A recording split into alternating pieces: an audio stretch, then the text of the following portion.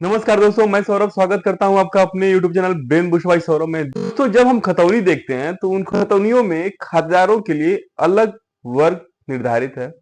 उत्तर प्रदेश राज्य संहिता 2006 में खातेदारों को कुल 4 भागों में बांटा गया है। पहला भाग है संक्रमणी अधिकार वाले भूमिधर, दूसरा असंक्रमणी अधिकार वाले भूमिधर, तीसरा असामी और चौथा सरकारी पट्टेदार।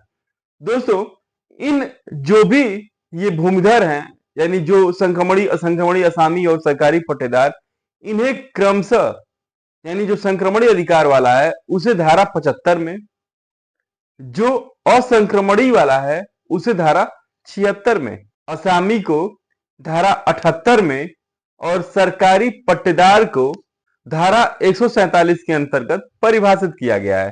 यानी उसके बारे में विस्तार से उसमें बताया गया है। दोस्तों, आज का मेरा टॉपिक है संक्रमणी अधिकार वाला भूमिधर।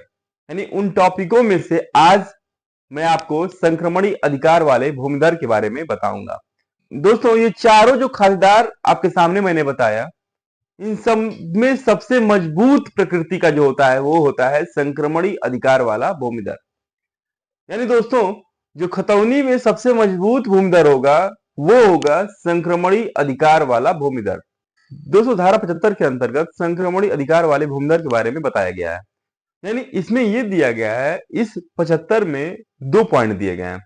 इसमें बताया गया है कि कैसे अधिकार वाले व्यक्ति को, यानी किस वर्ग वाले व्यक्ति को हम संक्रमणी भूमिधर मानेंगे, किसे संक्रमणी भूमिधर कहा जाएगा और उसके दायित्व किसके अधीन होंगे, इसके बारे में बताया गया है। दोस्तों, धारा 75 में क में यह दिया गया है कि कोई भी व्यक्ति को संक्रमणी भूमिधर कब माना जाएगा।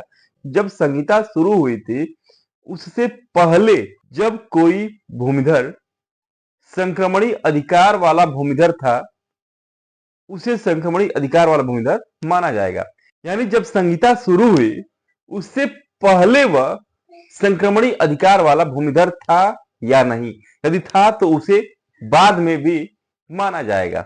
75 ख में यह दिया गया है कि जो इस संहिता के उपबंधों के अधीन या संहिता के अनुसार या तत्समय प्रवृत्त किसी अन्य विधि के अधीन किसी अन्य रीति से उक्त दिनांक को या उसके पश्चात संक्रमणी अधिकार प्राप्त कर लिया हो।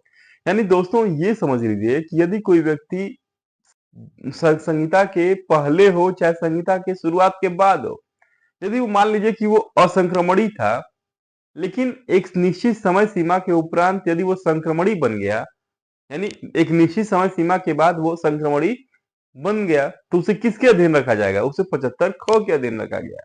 तो दोस्तों, जो संक्रमणी अधिकार वाले भूमिधर होते हैं वह ऐसे भूधारक जो होते हैं वो सबसे बेहतर श्रेणी के भूधारक होते हैं। दोस्तों, जो संक्रमणी अधिकार वाले भूमिधर होते हैं इनके अधिकार अस्थाई, वंशानुगत और अंतरणीय होते हैं।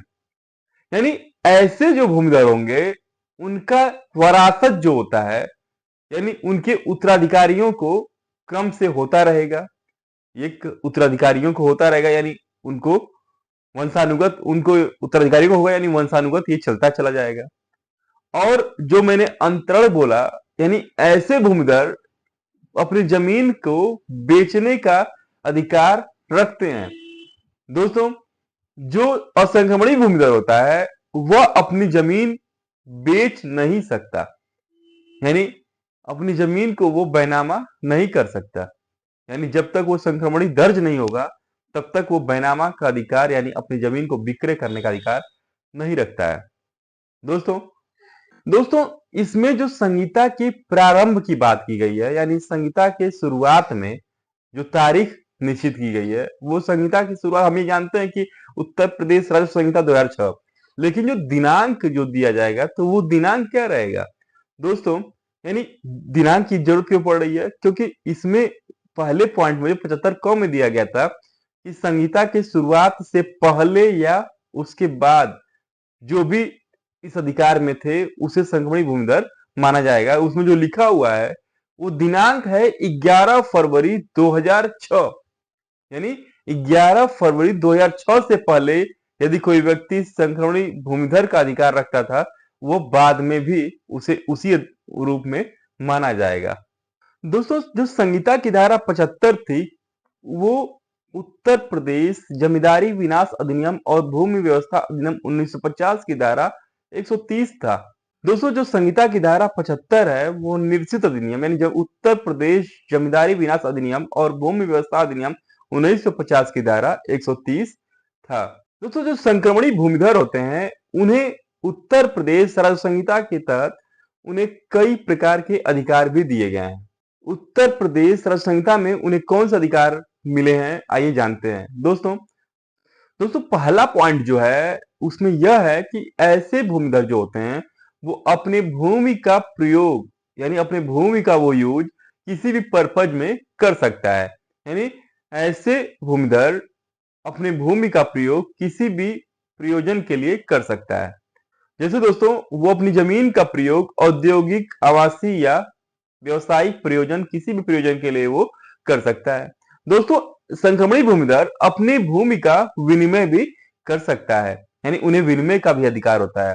दोस्तों, जो संक्रमणी भूमिधर होते हैं, उन्हें उत्तराधिकार का भी अधिकार होता है, यानी उनके जो वरासत होगी, यानी उनके वारिसों में उनके उत्तराधिकारियों को नियमानुसार यानी विधि के अनुसार चला जाएगा। यानी इसके लिए अलग से कुछ दिक्कतें नहीं होंगी, वो उनको उनके वंशानुगत होता है। दोस्तों, संक्रमणी भूमिधर को अंतरण का भी अधिकार दिया गया है। इन्हें अपनी भूमि के विभाजन के लिए वाद दायर करने का भी अधिकार दिया गया है।